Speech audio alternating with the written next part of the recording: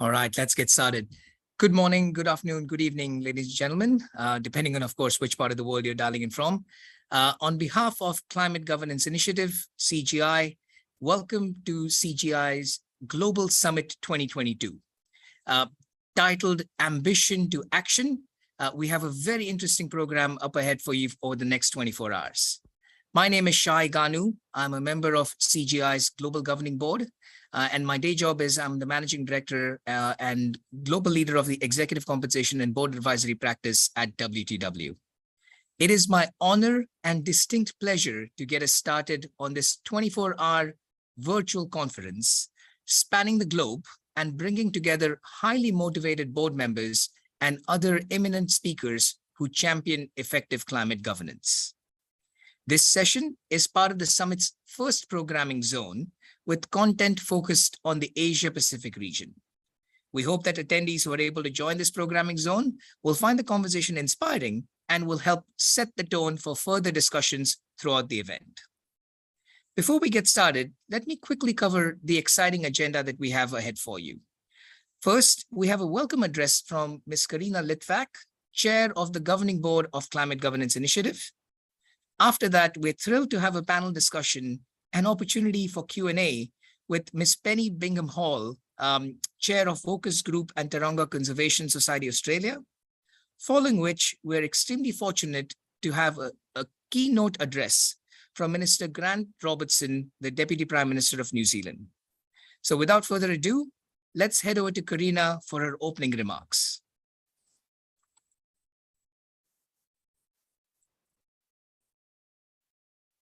Good morning, Asia. My name is Karina Litvak.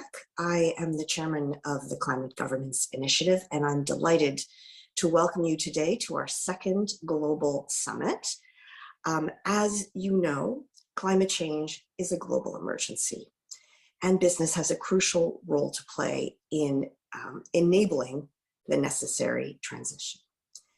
Boards must lead, and the reason the Climate Governance Initiative was created was to help all of you board directors have the tools, the skills, the networks that you need to make that happen in your own boardrooms. Our goal, our vision is to bring together a critical mass of directors around the world who can make that happen in their boards, who can really be effective, informed advocates for the adoption of a climate transition strategy that is genuinely aligned with the Paris goals, that brings us to 1.5 degrees Celsius above average pre-industrial temperatures, and that ensures climate security for this planet and our species and biodiversity in general.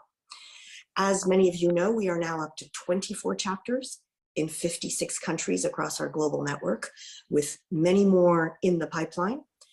And we, working together, have an opportunity to make this happen.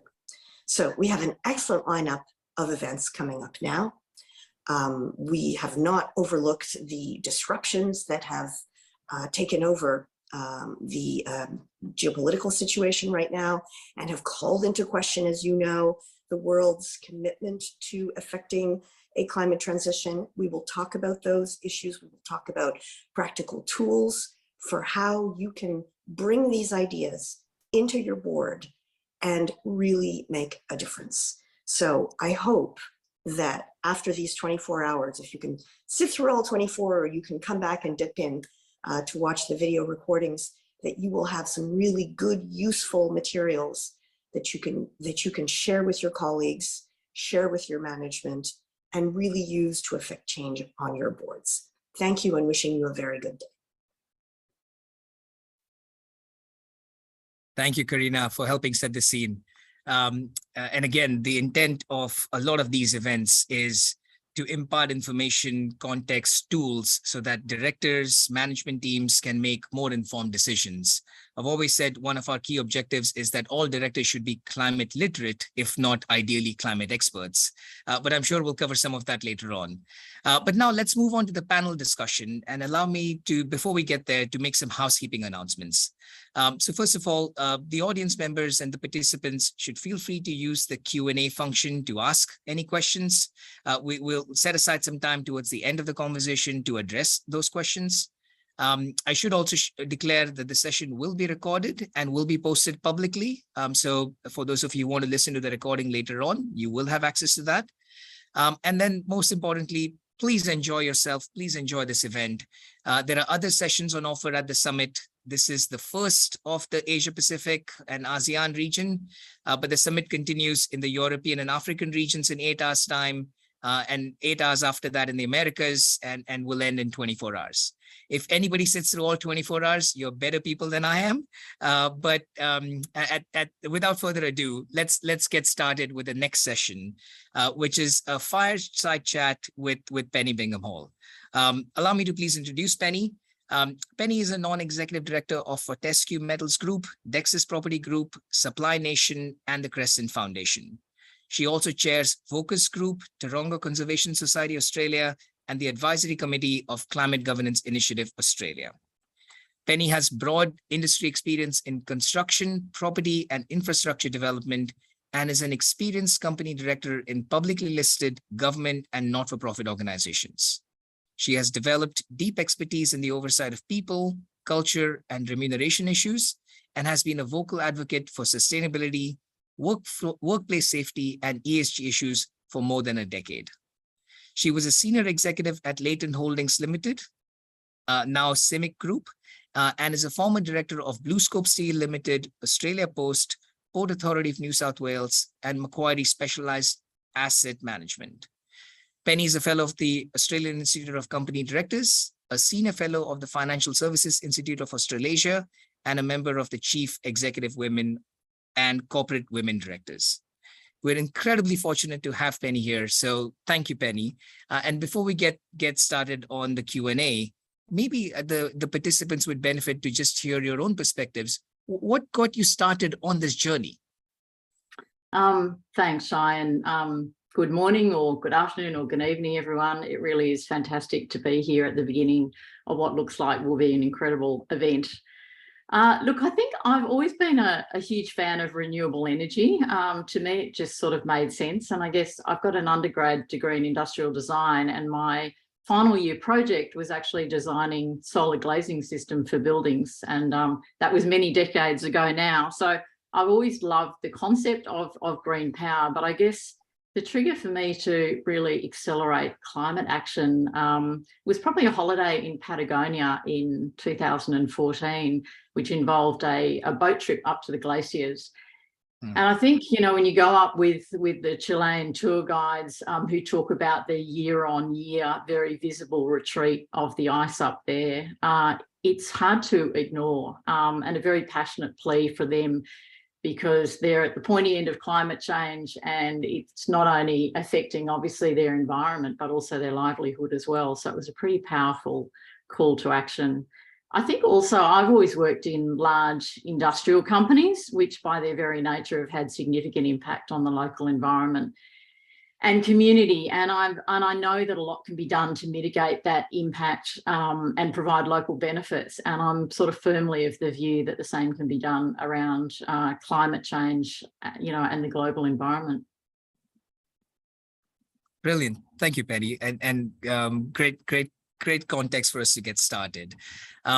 So we have about 20 odd minutes for Q&A between us. And then after that, we will field some questions from the participants. So as I mentioned earlier, please feel free to type your questions in the Q&A function in the virtual platform. But maybe to get started, Penny, where do you think boards are in relation to their understanding of climate risks and opportunities, perhaps generally, and then specifically for the Asia Pacific region?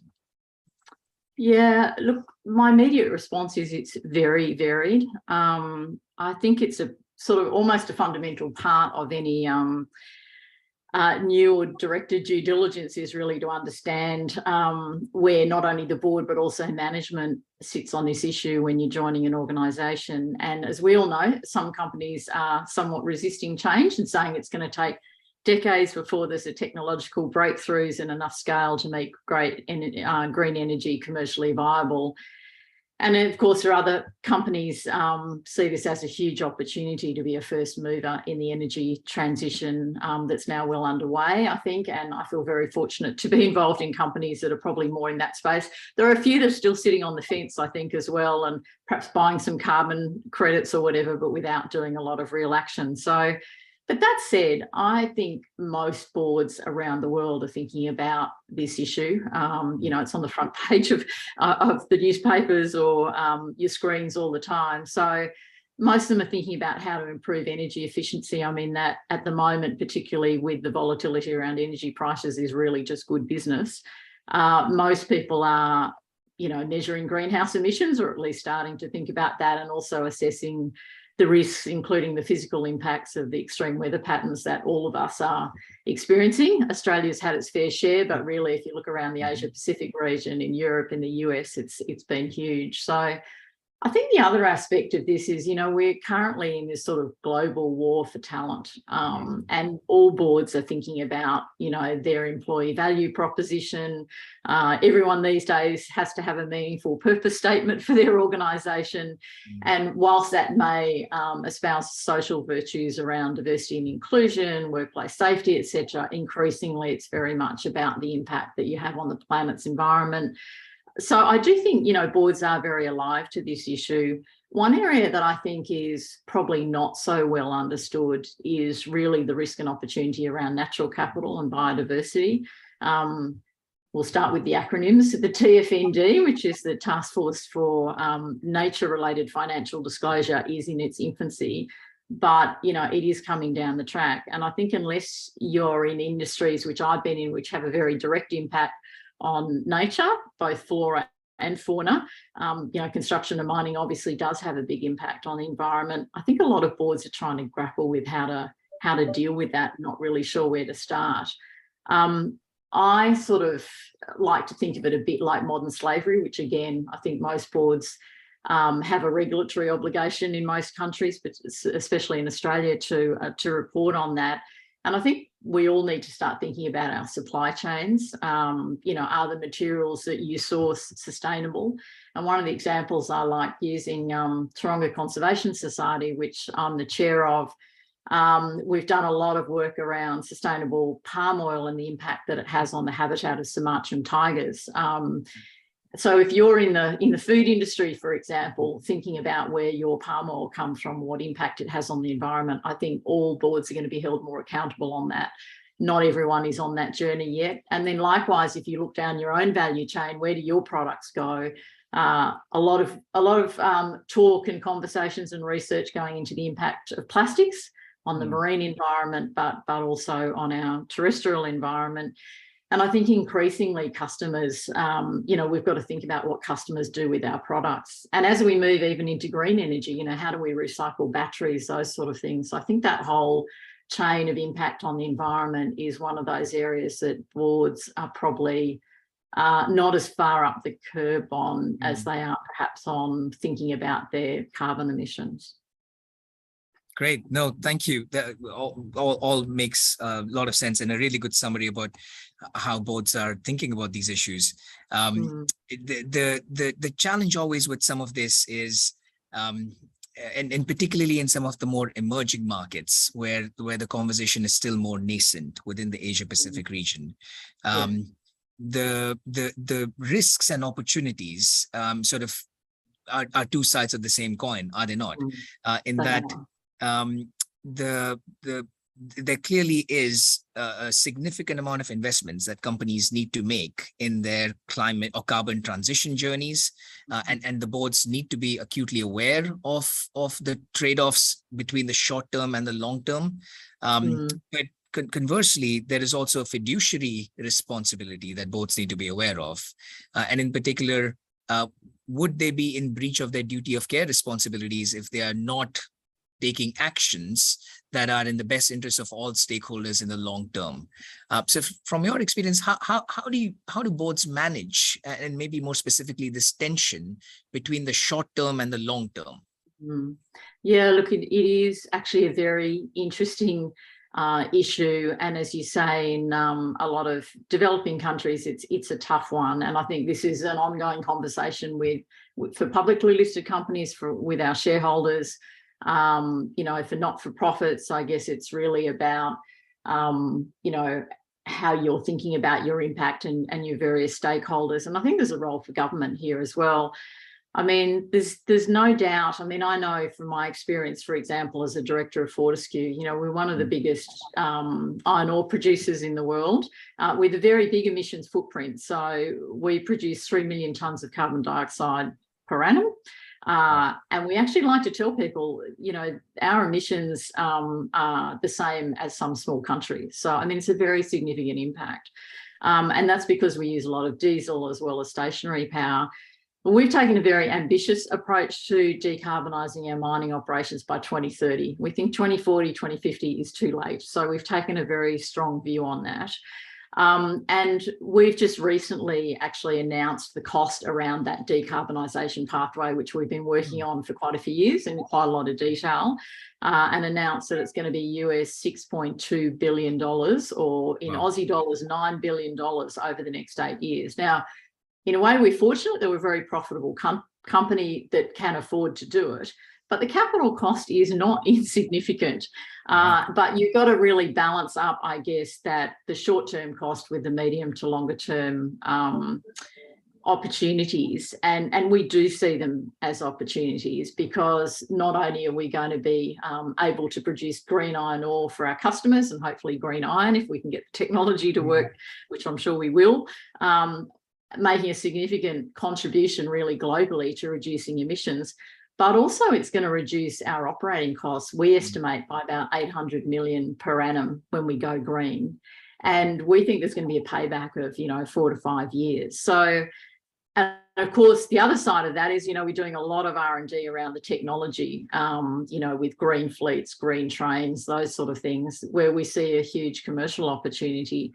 But look, we got quite mixed response from investors when we made that announcement. Obviously, those with a short-term focus all said, oh, this means your dividends are going to come down, because Fortescue is well known to have very generous dividends to shareholders, so every 6 months, and everyone likes getting their dividend.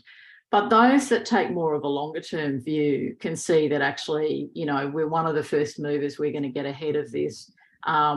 You know, applaud the vision, but also see the benefit of what we're doing in terms of our own operations, but the opportunities.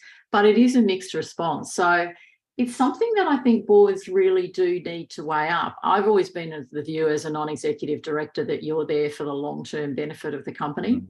There are always going to be issues in the short term to address some of these things. But if you don't, I actually think the risks outweigh the opportunities. And, you know, if you don't get ahead of the curve on this, I think, you know, you're at risk of being disrupted by competitors, you know, losing market advantage. So, yeah, look, I'm obviously passionate about this, but I think there is a real risk there. And I do think we have an obligation to do what's in the best interests of the company in the long term. And if we don't address climate change, then I think there'll be significant risks for the organisation going forward. So it's easy to say when you're working in a very profitable company that can afford to invest in this. But on the other side of it, I don't think you can afford to not invest in addressing climate change. Thank you for sharing that, Penny. Again, very inspirational. And I fully appreciate context is everything, in that both for the experience and the examples that you shared, there is the unanimity on the board, or at least acceptance on the board, that we need to think about the long term, and sort of the commitments behind that. As you can imagine, I often get asked this question from clients. You spoke about purpose early on. I often get asked this question: what is more important, purpose or profits? And my answer is yes. In that, yes, exactly. And to be honest, that is not the right question. The question, because profits and purpose are inextricably linked. How do you do both, right? Exactly. The more pertinent question is, what is more important, short term versus long term? And you answered very well, sort of that the role of a director and the way you view it is that you are there to protect the interests of all stakeholders in the long term. So I really appreciate that counsel. Thank you. Maybe just thinking about a different question around again the role of the boards. So what do you think boards are currently doing well when it comes to addressing climate issues, and where is more attention needed? Look, I think start off with the sort of high level. I think the quality of sustainability and climate change reporting has really improved a lot in recent times. We've moved away from sort of corporate social responsibility reports that really focused on sort of philanthropic initiatives with case studies to much better reporting on greenhouse gas emissions, energy and water usage, etc. So I think reporting's definitely improved, which is a good baseline, because if you don't know where you're starting from, it's hard to improve. So I think the focus now is really been on embedding ESG into the organisation's DNA, which means that all business decisions from a climate perspective need to take into account carbon as a cost, and doing what's right for the environment needs to be a core value. And as we said before, I think employees, generally speaking, are very signed up to that. So that's not sort of such an issue. I mean, my experience is boards are generally good at debating risks and opportunities, and climate change is no different. Like it's on everyone's agenda at the moment. It does vary a lot, I think, by sector. So, you know, in the hard to abate sectors, and I've been on the board of a steel company, which is probably one of the hardest to abate sectors, you know, there are significant capital implications, as I said before, and even thinking about the timing of when you reinvest in plant and equipment can be quite significant. And there are also still some big technological hurdles, and sometimes conversations stall around some of those big issues, and there may be different debates on the board about the timing of when they think technology will change and allow you to do that. Whereas if the big issue is really changing your electricity supply, so going to a solar power purchase agreement or whatever, given what's happening with prices at the moment, that's a lot easier conversation. I guess boards also generally tend to respond quite well to pressure from shareholders, because they have to, and community action groups. And you know, we've seen a lot of boards realise that increasingly the superannuation and pension funds are just demanding that companies that they invest in are on the path to reduce emissions and improve their environmental impact, which, as we said before, may or may not come at a cost to shareholder returns in the short to medium term. And that's a conversation I think all boards need to have with their investors. And it's a hard conversation because most investors want both. And I actually believe that there is a pathway, and it will vary for each company, because as I said, in a lot of hard to abate sectors, there is still technology that needs to be developed. But if you're not seen to be part of that pathway and investing and learning about the technology, even if you don't want to be one of the first movers, you need to be a close follower, is my belief. So I think they're just some of the sort of things that we're doing well, and you know, some of the areas that people are struggling with still at board level. Very well noted, and particularly the struggles that leads well into my next question around the capabilities that may or may not exist on the board.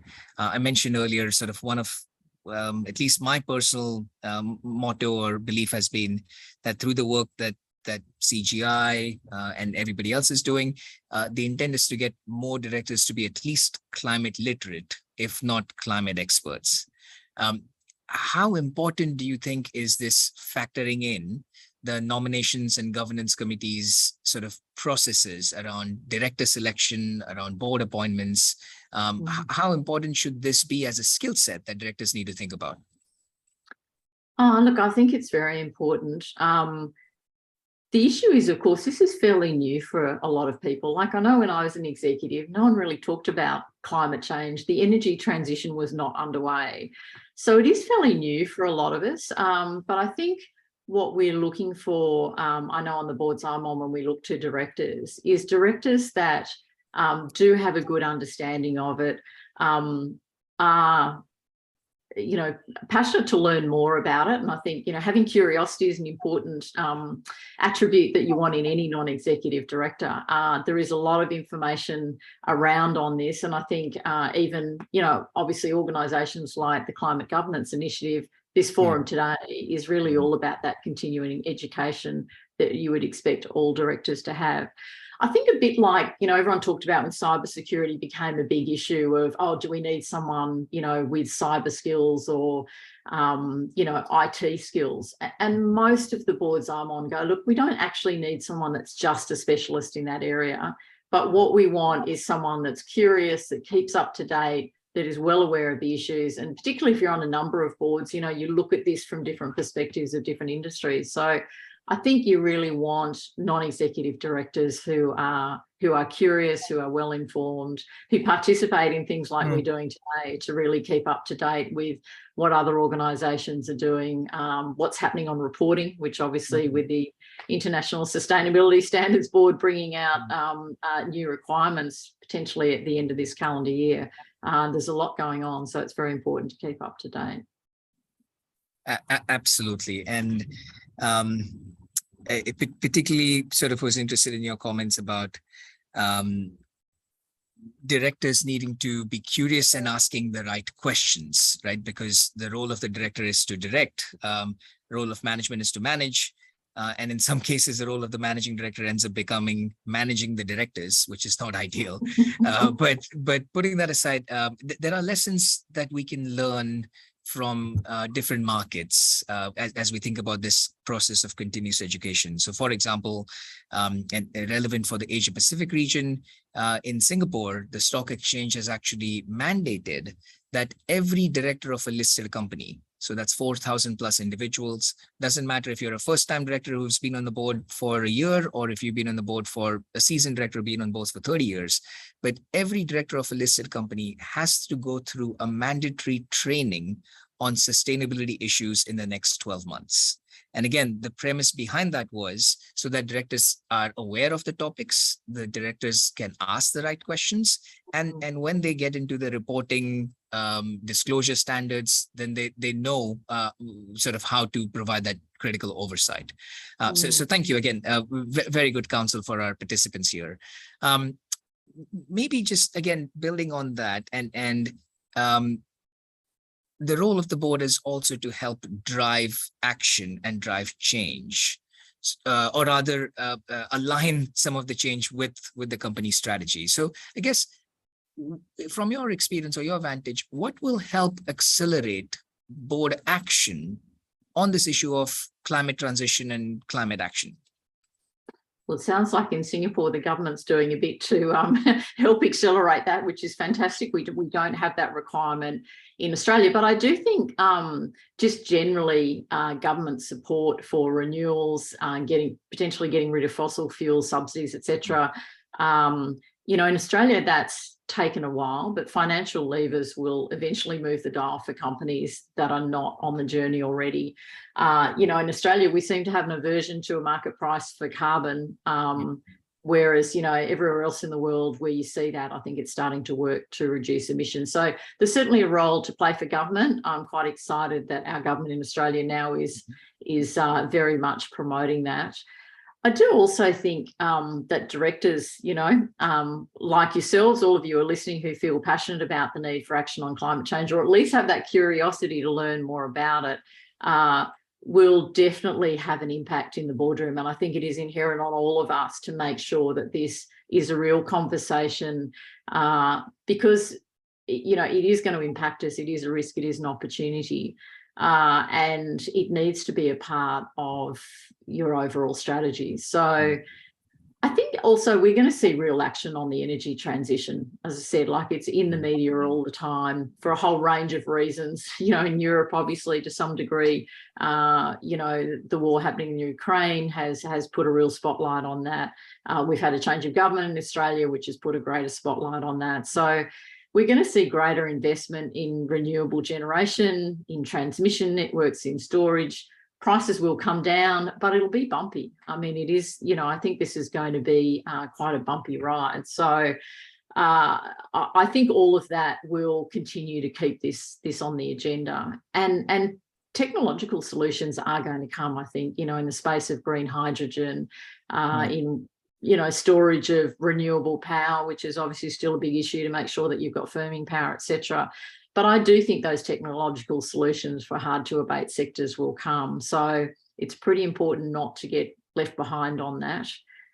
Probably also the reporting. I think, the new reporting standards where you're really going to need to address in your accounts the impact of climate change will help accelerate board action, because, if you have to address it in your accounts, you've got to understand what impact it's going to have.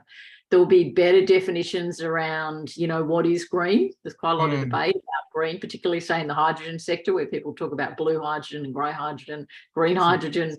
What's real zero? I think there'll be increased rigor around the quality of carbon credits and how we account for them. And then I think not too far down the track, biodiversity credits as well. So those things will all accelerate board action. And of course, you're going to continue to have pressure from investors, which is pretty hard to ignore if you're a publicly listed company. But even, a lot of private companies, to get capital, to get funding, people are, banks are really starting to struggle with the issue of funding coal mines and things that are seen to be, not supportive of climate change. So I think all of those things will just continue to help accelerate board action. Excellent. Thank you. As you can imagine, a big part of CGI's role is to have conversations of this nature from an awareness building and education perspective. Having done a few of these, I've ended up developing a few isms or sayings, if you may. And one of these is companies that do this well, this being embedding ESG or climate priorities as part of their business strategy, they are not just doing this solely out of the goodness of their hearts, right? Because the moral imperative can only get you so far. For things to be truly sustainable and change to be truly meaningful, companies must realize the benefits that come from having a climate transition strategy or a sound ESG strategy. Financial and non-financial benefits could be things such as higher valuations, lower cost of capital, more employee engagement and satisfaction, better customer stickiness, innovation and creativity. But the companies who have truly focused on realizing those benefits have been the ones that have been more successful. So your counsel there about thinking beyond just reporting is very well noted. I'm just conscious of time, and we have a few more questions that are coming into the chat. So maybe a quick question. What advice would you give fellow directors who are engaging with boards to drive effective climate governance? Well, look, I think watch this space. It's all moving fast, and the obligations for directors, as you said before, to really address the risks and provide accurate reporting, I think will become more burdensome probably. Continuous education, we talked about before, I think is key, as we are all new to this. So hopefully being involved in CGI, making sure you really understand what it means to report using the TCFD framework, sorry to be using acronyms, and the TFND, which is coming down the track. So, I think it's really important that you keep up to speed on all of that. As I said before, I think, climate governance is going to be more than just carbon emissions. It's going to be about natural capital and biodiversity. How do we protect our environment so it reduces the ravages of climate change, but also ensures that we have a shared future for people and wildlife. Australia's got the embarrassing distinction of being right up there when it comes to the global rankings of extinct species. I think we're number 4 in the planet. So, that is going to get increasing focus. And I think more generally, it just needs to be viewed as part of your overall organisation strategy. I don't think it's something that can be ignored anymore. And one of the things, we've really spent a lot of time thinking about at Fortescue is as you move to greater electrification, particularly for industrial companies, it's going to have a significant impact on how you operate. You think about, we've got mine sites that are running on diesel, you know, refueling the way that it works at the moment is going to change completely when trucks have batteries and fuel cells. So we're already thinking about all of that in terms of how it's going to actually impact the operations of the mine sites, which is very important for efficiency. Thinking about when you replace, you know, plant and equipment that's going to run differently. As I said, making sure that you replace that at the right time when you were going to replace it anyway, make sure you're ready to take on new technology. So, you know, those are the sort of things that people need to think about as we go down this track. I think, you know, there are going to be a lot of impacts that you possibly haven't thought about yet in terms of how it may impact your organisation, as well as demands from customers, obviously, as we talked about before, with customers expecting products to be kind to the environment. Excellent. And actually, this was one of the questions that came from a audience member, and you touched a little bit about this in the Fortescue example. But maybe, do you mind just sharing how did the board go about setting targets and creating a plan to achieve them, and generally the thought process, sort of not just from a Fortescue perspective, but just broadly the thought process boards need to go through about setting these targets and getting management to try to achieve them?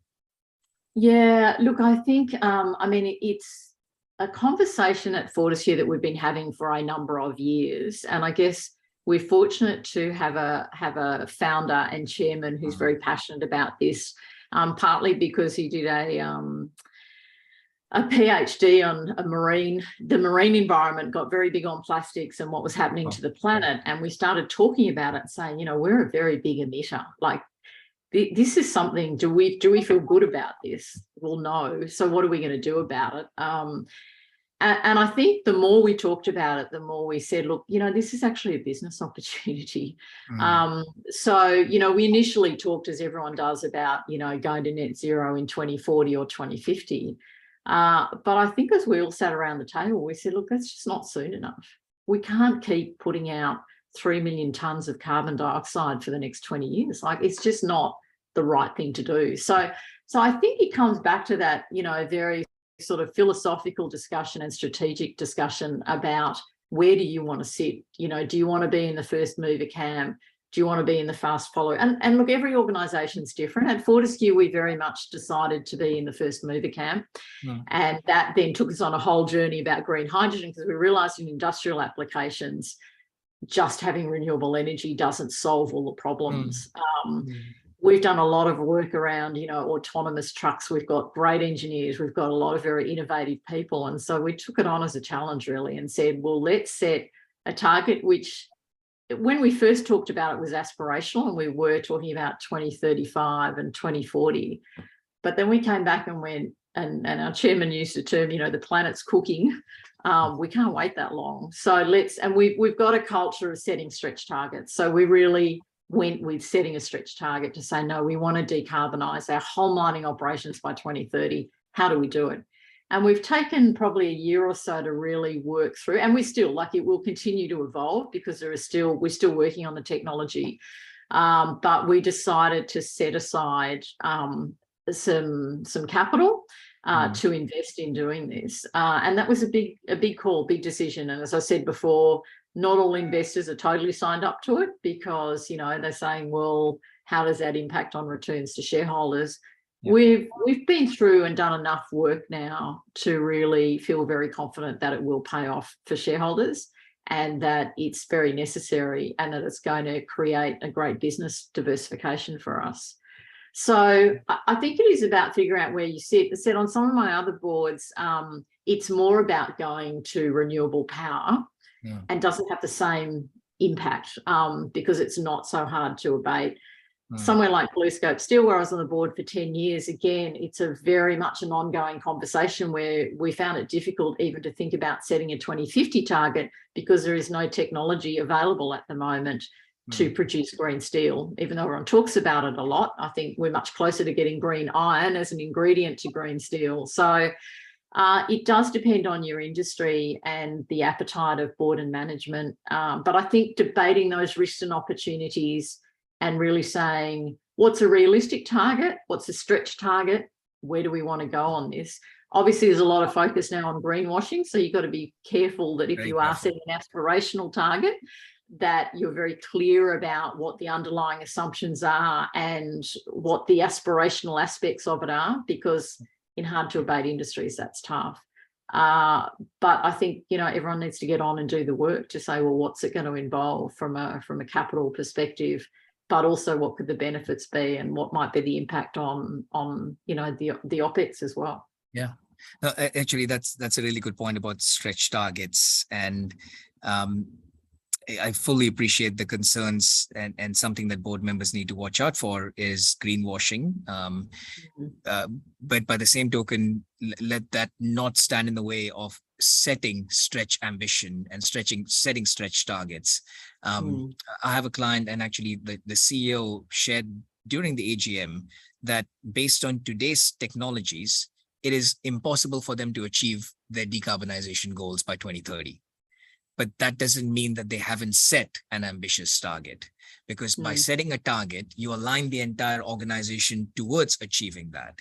And Absolutely. I guess that's my next question, and also tapping on your expertise with people, culture, incentives. So what role do executive incentives, to reward frameworks, to sort of bonus pools and other things, what role do that play in helping align the organization and in particular management with the vision that the board may have set? Yeah, look, I think in all of my companies where we have short-term and long-term incentives, ESG and climate change in particular is a part of that. I think it has to go more than that. So I think it's important that it's there in the same way that safety is there, as an important KPI, if you like. But to really get momentum, I think, it needs to be part of the DNA. And I think this is where we need to go from just sort of reporting to saying, how do we actually get the hearts and minds of our employees? So I think it's about how you talk about it, how it's part of your purpose. And, we've found certainly at Fortescue, and I think at Texas as well, which, is very sort of leading in the global property sector on these things and has already gone to net zero. It's something that is talked about. People are really proud of the fact that the organisation is setting ambitious targets, is going forward, is investing in it. It's talked about. So yes, I think it's important, whether it's 10% of the scorecard or 20% of the scorecard, and for particular individuals that are very involved in it, it may be more of their individual goals. So I think it's important that it's like safety, but you can never put, like safety is a classic example, right? You put 5% or 10%. Is that really appropriate? I mean, there has to be some board discretion. I think it's about saying this is one of the key drivers that we expect you all to be involved in, but it really needs to be driven. It's toned from the top. It's the board setting those objectives and saying, we know this is a stretch target, but we believe in this and we think it's very important for the organisation and it makes good business sense.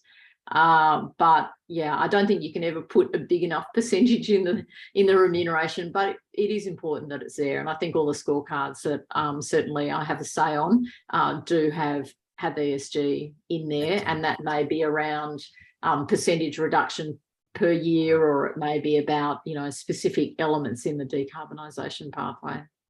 Brilliant. And I know there are some who would argue that should we be paying executives or management incentives for doing the right thing? I completely get that argument, but given the urgency and the plan it's cooking, aligning incentives can help accelerate the change. The old saying, the good thing about incentives is that they drive behavior. The bad thing about incentives is that they drive behavior. So our role as board members is to encourage the right behaviors and discourage the wrong ones. Yeah, so thank you for that, Council. I know we probably have a couple of minutes, so maybe one last question. And there was one question in the chat as well about concerns about long-term effects of switching to alternatives. So if we switch from current materials to alternatives, then how can we ensure that we're clear about the benefits of the long-term solutions? And then maybe linked to this, how does climate-related scenario planning influence enterprise risk and opportunities? Okay. Look, I mean, I think that the first question there is really around, whether you firmly believe that fossil fuels are contributing to greenhouse gas emissions and climate change. So, I mean, if you believe the science on that, and I would think that most people now do, and we're seeing the very obvious effects of that, then there has to be a journey to reduce the use of fossil fuels and greenhouse gas emissions. So I don't sort of, I think some of the issues I think about in the long term with this move to renewable energy is things like the circular economy. And, I've got an electric car and I've got a big battery in that car, and how do batteries get recycled? I mean, I think there are impacts that we're still working through in terms of, holistically is all going to be better for the planet. I would think so. But, as I said, there are going to be bumps along the way. We've still got to really work, if we go to 100% renewable energy, about how we firm that power, how we store it, how we use different kind of power sources, how we get green hydrogen to be economic, etc. So it's certainly a journey, but I kind of feel like we don't have any other option at the moment on that one. So that was first. Sorry, can you just remind me the second question in there? And the second one was, how does climate-related scenario planning influence enterprise risk and opportunities? Yeah, look, it's interesting. I think one of the interesting things that we debate a lot about this in my boards is about alignment to the Paris Agreement of 1.5, because a lot of people go, well, like we're kind of getting past that now anyway. Like, is that a realistic target? So I think scenario planning is just important to really think about, what we think is a realistic scenario, what might be a more extreme scenario, because this is a global issue. So as one organisation, we can't change where we're going to end up on this.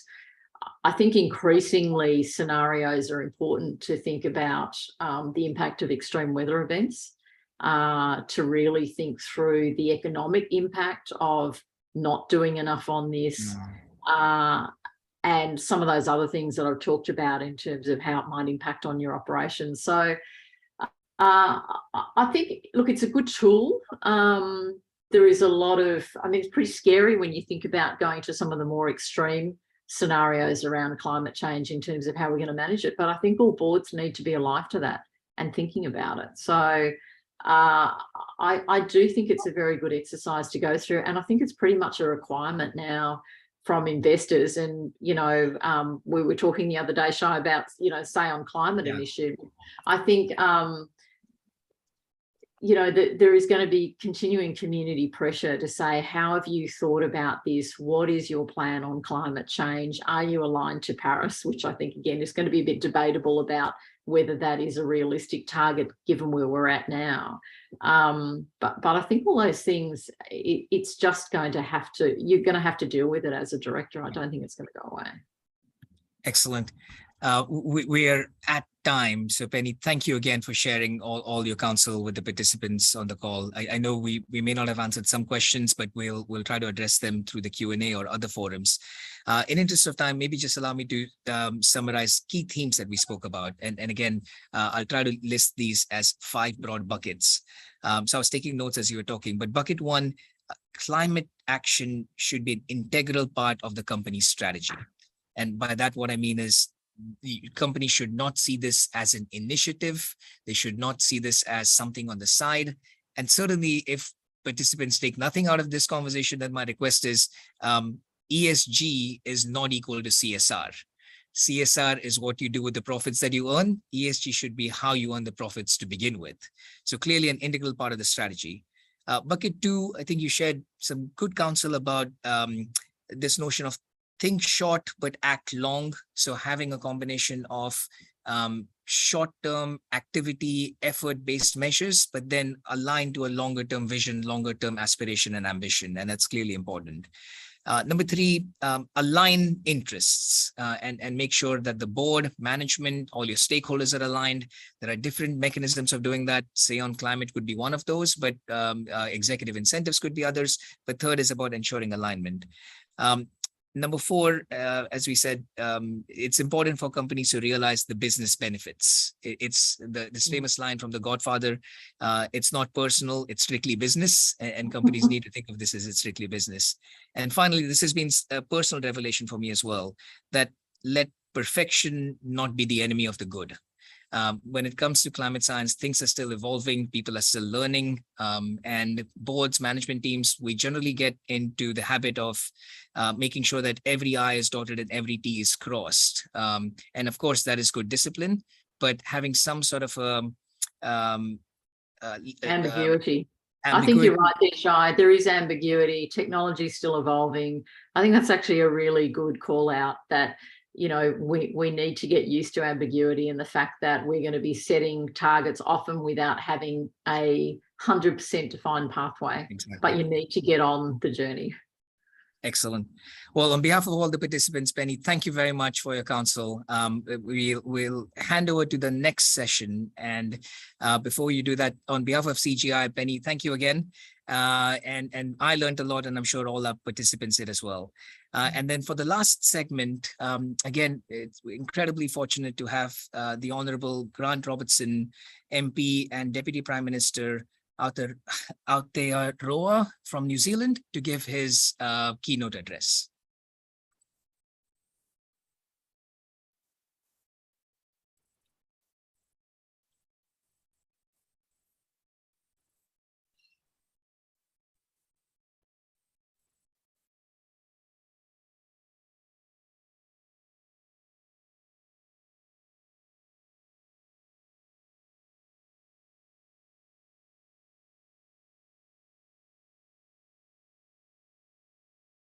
Kia ora koutou katoa. I want to thank the Climate Governance Initiative for hosting this event and for giving me the opportunity to say a few words. The role of non-executive directors in leading the way on climate action is essential, and your commitment is both welcome and needed. The theme of this summit is the heart of my message to you today. It's time to turn ambition to action. It's time to turn intention to action. There is simply not time to waste. In the last few months, both hemispheres have experienced the impact of climate change. In Europe, you've had a heat wave after heat wave. In Pakistan, we've seen devastating and tragic floods. And here in New Zealand, extreme weather events have come one after another. The damaging effects of climate change are with us, but we can still act on behalf of future generations to mitigate that damage. 2022 has been a significant year for climate action in New Zealand. Our government has adopted New Zealand's first emissions budgets based on the work of our Independent Climate Commission. We've released our first emissions reduction plan, laying out the plans and strategies to meet those budgets. We've established and undertaken significant investment in climate action through the Climate Emergency Response Fund at Budget 2022, and most recently released New Zealand's first National Adaptation Plan, considering the impacts of climate change to New Zealand now and into the future, and setting out our plan for the action we'll take as to how we'll adapt. And I should say, late last year, we became the first country in the world to pass legislation to require from around 200 of the largest financial market participants in New Zealand that they disclose clear, comparable and consistent information about the risks and opportunities that climate change presents to their business. The strategies, actions and investments contained in these plans and their equivalents around the world cannot and are not intended to be achieved by government alone. Action will be required by every sector of the economy, with partnership between the public and private sectors being critical to our success. As directors, I've got three clear messages for you. First, climate action needs to be at the heart of your decision making. Business leaders and boards can't afford not to understand the implications of climate change for their businesses, both in terms of risk but also potential. It is time to turn intention into action. And a simple question for you to answer is climate action a standing item on your board agenda? While most climate action is undertaken with net emissions in mind, it's important that we all, government and business alike, start to be aware of and understand our gross emissions as we move towards more serious and determined action to mitigate climate change. As the chair of our Climate Commission, Dr. Rod Carr, recently said, boards are going to need to have a clear explanation of the real volume of their greenhouse gas emissions, or, to put it in his words, their number. As a board member, it will be increasingly important to know your number. What are your gross emissions, so you can accurately and fairly track them? Businesses should know their number, so when they are asked by investors, clients or customers, they can clearly state what it is, along with the actions being taken to reduce or mitigate it.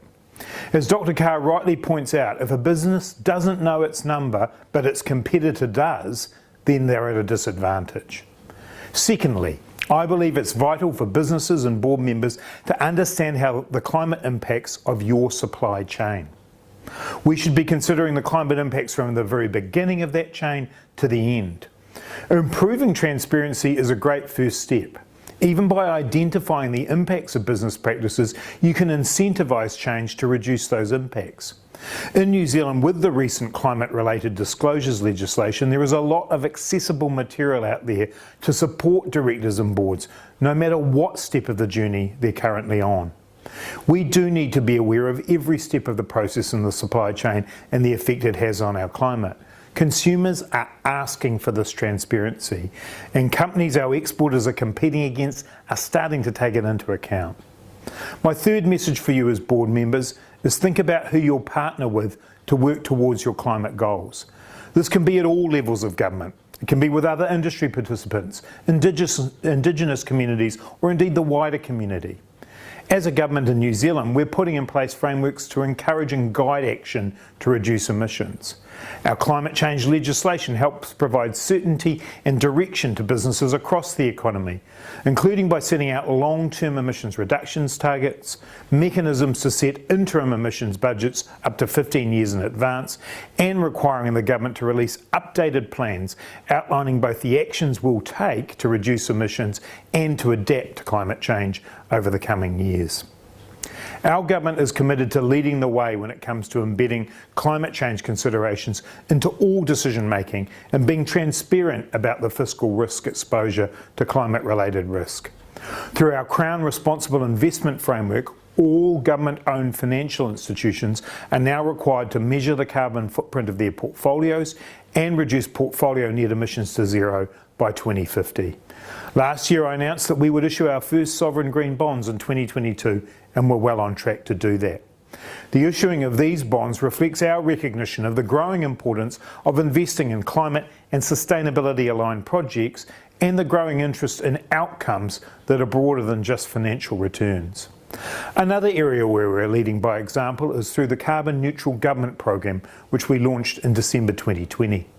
Through this program, public sector entities are required to measure and report on their emissions annually, set gross emissions reduction targets and longer-term reduction plans, and offset any remaining gross emissions by 2025. In this way, the government is addressing the same challenges as the private sector in identifying, understanding and addressing our carbon footprint. Finally, we have New Zealand Green Investment Finance Limited, which is worth drawing your attention to. This company invests on a commercial basis in other companies, projects and technologies that accelerate emissions reductions.